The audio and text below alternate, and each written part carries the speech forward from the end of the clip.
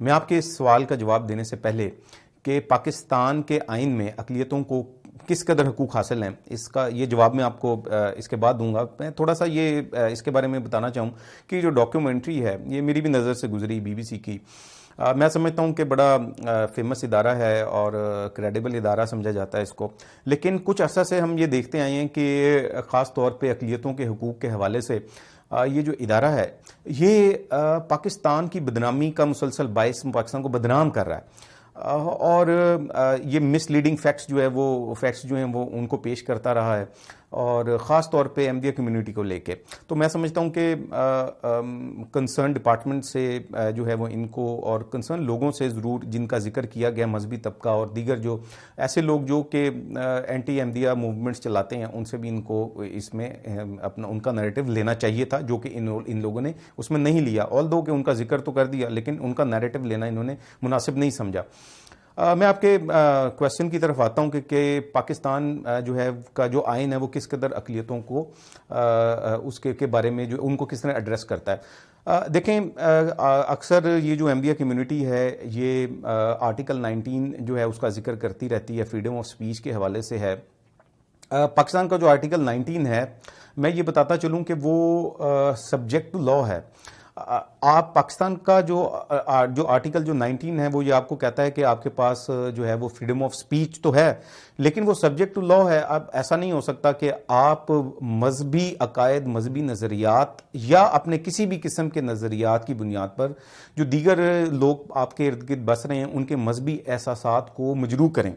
آپ کس مذہب کے نام پر کسی کو گالی نہیں دے سکتے, آپ مذہب کے نام کے اوپر کسی کو برا بھلا نہیں کہہ سکتے, اور آپ مذہب کے نام پر جو ہے وہ جو کروڑوں کی تعداد میں مسلمان آباد ہیں ان کی دل آزاری نہیں کر سکتے. پاکستان کے اندر اگر آپ دیکھیں تو اقلیتوں کو مور دین 30,000 سیٹس جو ہیں ان کے لیے مختص ہیں کہ ان کے لیے جاب کا کوٹا ہے گورنمنٹ کے اندر 30,000, 30,000 سے زیادہ ہیں بلکہ یہ. اور اقلیتوں کے حوالے سے اگر آپ ووٹ کاسٹ کرنے کے حوالے سے دیکھیں گے تو ووٹ کاسٹ کرنے کے ان کو 2 موقع دیے گئے ہیں, اور جو میجورٹی میں جو لوگ ہیں مسلمان وہ تو 1 ووٹ کاسٹ کر سکتے ہیں, وہ اپنا نمائندہ علیحدہ سے بھی چن سکتے ہیں اور ڈبل ووٹ کاسٹ وہ کر سکتے ہیں. اور 3rd نمبر کے اوپر اگر آپ دیکھیں کہ ان کو تمام تر سرکاری اداروں کے اندر اور پرائیویٹ اداروں کے اندر تمام تر سہولیات موجود ہیں, کوئی کسی قسم کی کوئی روک ٹوک جو ہے وہ بالکل نہیں ہے. اب سوال یہ پیدا ہوتا ہے کہ یہاں پہ جو دیگر اقلیتیں یہاں پہ آباد ہیں جن میں ہندو ہیں, سکھس ہیں اور بہائی ہیں اور دیگر اور بھی لوگ جو کمیونٹیز ہیں,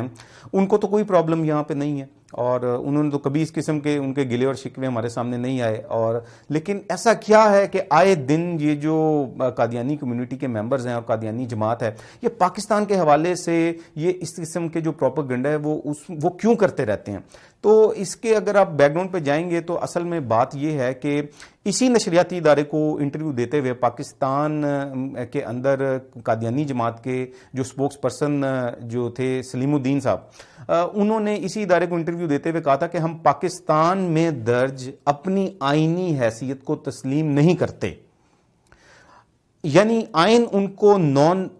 جو وہ ہے نان مسلم جو ہے وہ کنسیڈر کرتا ہے, اس میں درج ہے کہ یہ ایک غیر مسلم اقلیت ہیں قادیانی جو ہیں. تو انہوں نے کہا کہ ہم آئین میں دی گئی اپنی جو حیثیت ہے اس کو بطور غیر مسلم اس کو ہم نہیں مانتے.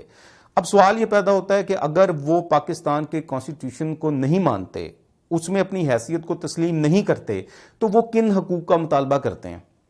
جب وہ اپنی حیثیت کو تسلیم نہیں کریں گے تو پرابلم یہاں سے شروع ہوتی ہے. جہاں تک قادیانیوں سے متعلق یہ جو آئین میں جو امینڈمنٹ کی گئی ہے اس کا جو ہے یہ دیکھیں, اس کے اندر اگر آپ دیکھیں گے 1974 میں ان کو پورا موقع دیا گیا, وہاں پہ بلایا گیا اور یہ اس پوری کارروائی کا حصہ رہے اور اس میں پوری تیاری کے ساتھ آئے, پوری ٹیم کے ساتھ آئے, لیگل ٹیم کے ساتھ آئے. اگر ان لوگوں نے اس کا فیصلہ تسلیم نہیں کرنا تھا اور آج اگر یہ کہہ رہے ہیں کہ ہم آئین کو نہیں مانتے, اگر اس کا فیصلہ تسلیم نہیں کرنا تھا تو یہ اس پارلیمنٹ میں اس بحث کا حصہ کیوں بنے؟ انہوں نے اس وقت یہ اس وقت کیوں نہیں انہوں نے کہا کہ جناب ہم تو اس بحث کے اندر آئیں گے ہی نہیں پارلیمنٹ میں, ہم تو کیونکہ ہم تو یہ سمجھتے ہیں کہ جیسا کہ یہ کہتے ہیں کہ جناب کسی کو حق نہیں ہے کیونکہ کسی کو غیر مسلم قرار دے سکے, کسی اسمبلی کے پاس یہ حق نہیں ہے, تو یہ پھر اس وقت کیوں اسمبلی کے اندر گئے؟ کویسچن تو یہ پیدا ہوتا ہے. تو ان کو جانا ہی نہیں چاہیے تھا.